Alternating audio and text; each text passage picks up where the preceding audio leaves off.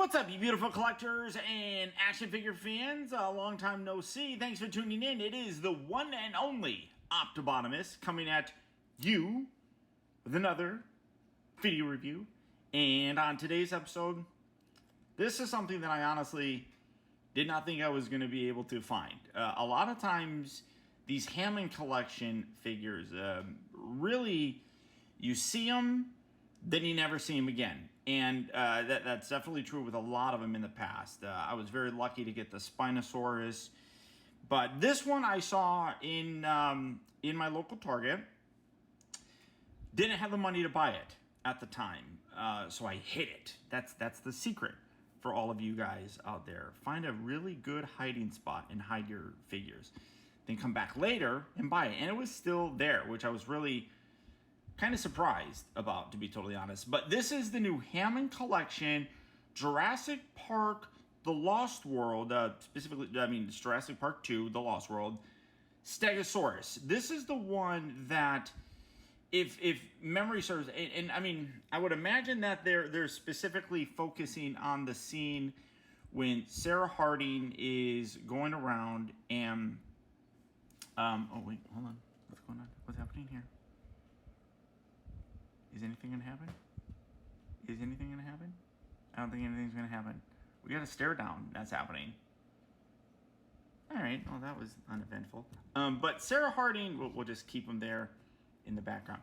Sarah Harding, sorry, was on the island of Isla Sorna, which is where Site B is. And she's photographing a herd of Stegosauruses, and she's really up close to the baby Stegosaurus. Oh, there it goes. There it goes. Dun, dun, dun, dun, dun, dun, dun, dun, dun. That was it. Sorry, all right. That was the end of it. But the baby Stegosaurus was really curious. Then her camera starts doing this weird thing and scared the baby. Then either mom or dad comes over and she hides inside a log and it like pierces the log with the spikes on its tail. I don't know necessarily if it's the mother or the father of it. If you guys know, if there's more background to that, let me know, because I'm not entirely sure if this is a male or a female Stegosaurus. But I believe that this is the one, because there was that scene like with the spikes going through. I believe that this is the Stegosaurus that is representing that. Stegosaurus was always a favorite of mine. Probably, I would definitely say probably my favorite dinosaur. I always found it fascinating that as big as these things were, its brain was basically the size of a walnut. I mean, these things are massive. They're tanks. They're huge. And it's got the brain of a walnut. And it just fascinated me. And then you have the plates here on the back. You have the spiky tail thing on there. Absolutely love it. Packaging wise, as you can see, the Hammond collection Stegosaurus, it does this true FX thing, which means that, there's me, which means they basically took the CGI of the dinosaur and put it onto the actual figure. And you can actually see that this looks like it's the CGI because there's no joints anywhere on it. So basically, this is the CGI look for the Stegosaurus transposed onto the figure itself, which is really very nice. You got words and things. You got the Hammond collection with the tail going around. Other side here has a bit of a read up for it, but you can definitely see like a whole bunch of the Stegosauruses around there, which is really cool. Come around the back, you got that read up again, and then more images of it. Now, I know some people have kind of complained about the fact that the Stegosaurus's mouth doesn't open. I don't really know how you feel about that so much, but it is what it is. Like I said, Jurassic Park, The Lost World right there, which a lot of people say Jurassic Park 2, The Lost World, but they never actually called it Jurassic Park 2. It's just Jurassic Park, The Lost World. I don't know. Anyhow, Jurassic World. It still is weird to me that it's labeled under Jurassic World. But for the packaging on this gorgeous beast, that's about it. So without further to-do, let's get it out here. See how cool it actually is. Alright guys, so here we have the Stegosaurus opened up and out of its packaging, and I am really very impressed. This whole like FX, true FX thing that these guys are doing is really impressive. The Hammond collection has always been really good, but the coloration that they're getting with this, and I really saw it with the Spinosaurus, is really fantastic. They're doing a terrific job. Now, when you do get this guy on a package, the tail is not attached. You do have to plug it in. One thing that is, I don't want to say disappointing, but he is hollow there, which is kind of disappointing to a degree. But what that ends up doing, like, there's a lot of weight in this tail. There's a heavy wire inside there, and then this is all rubber here in the back. So it does create a balancing issue. You got to get the feet in a real good position to balance it.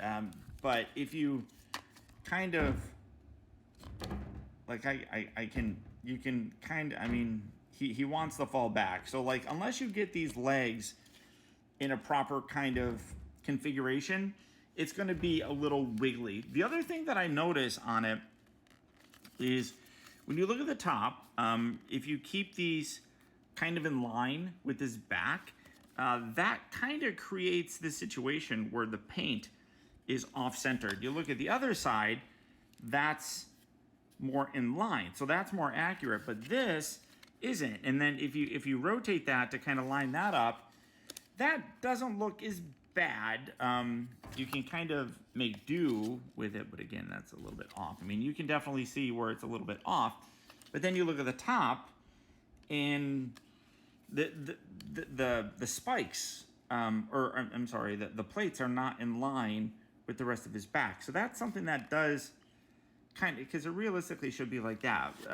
Like, I feel like the paint should be a little bit more centered right there. That's a little unfortunate. But the rest of the figure does look really very nice. You can see gorgeous green, some dark colors. You got some nice brown for these plates. Great texture on there as well. Absolutely fantastic. You also have those going down here. Sorry, in the neck area. They are a softer rubber, so they are flexible and everything. Same thing here with the spikes on his tail. You got a nice yellow underbelly, gorgeous face. I mean, you can really see if I zoom in here. Come on, zoom in. There we go. You take a look. Gorgeous eye color right there with the little crystal eye. It's a little reddish. People, like I said, we're talking about how they wish that the mouth opened, kind of, just because you could recreate the scene where he was like yelling at Sarah Harding. That's my impression, but I do think that they could have added it in there. Why they didn't, I honestly don't know. It's not terrible, but it's a minor little thing. Great detail, like I said, though, through the entire body. Great texture throughout the entire thing. The color variation, depending on how you move things around. Like that, I think that's a little off. That looks good.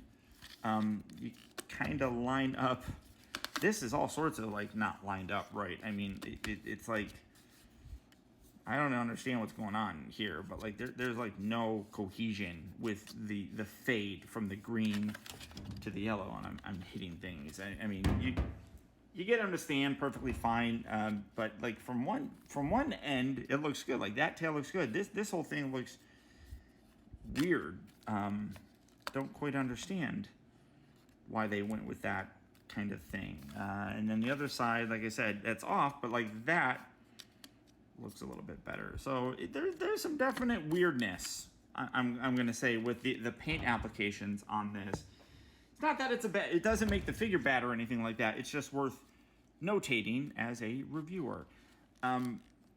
Articulation on this is as good as you would expect. You do have this nice ball joint here at this upper section here, and they're doing a great job nowadays with hiding the joints, which is really very, very good. You get a good range of motion with that. Lower neck section, again, ball joint, so you can rotate, do all that fun stuff. These front arms do slightly move. Well, no, oh geez, that's a whole lot more than slightly, my bad. That's a lot. Moves forward and back. You do have the bend at the elbow. You got the ankle bend down there as well. These back legs, they're the ones that like move in and out slightly. But you can hear the ratchet forward and back knee, and then even I love the fact that they got the rounded wrinkle thing here for the knee. That looks really cool. Also rotates, massive calves that you can see on this. The ankles back here, I like how they have the nails painted as well. That looks really good. Come back here to the tail. It plugs in, as I said, it is on a ball joint, so good range of motion. This is all rubber, so you can then articulate this around, and like you can, like spike tail. If you get that reference, then I'm quite impressed. I'm gonna call him Spike, but you got a good range of motion back here with the tail up, down. You got the wire in there and everything, so really very, very cool. Just a few minor little bits in terms of the paint applications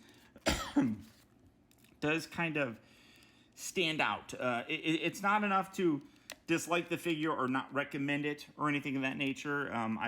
All my dinosaurs are in storage right now, so unfortunately I cannot show you any comparisons or anything. I wish I had that the Sarah and the baby, because they released a version of that some time ago, and I'm just happy to have either the mother or father. I have no idea what this is, but do I recommend this? Yes, I do. It is. I want to say, what was it? $60? I think, yeah, $60 for this.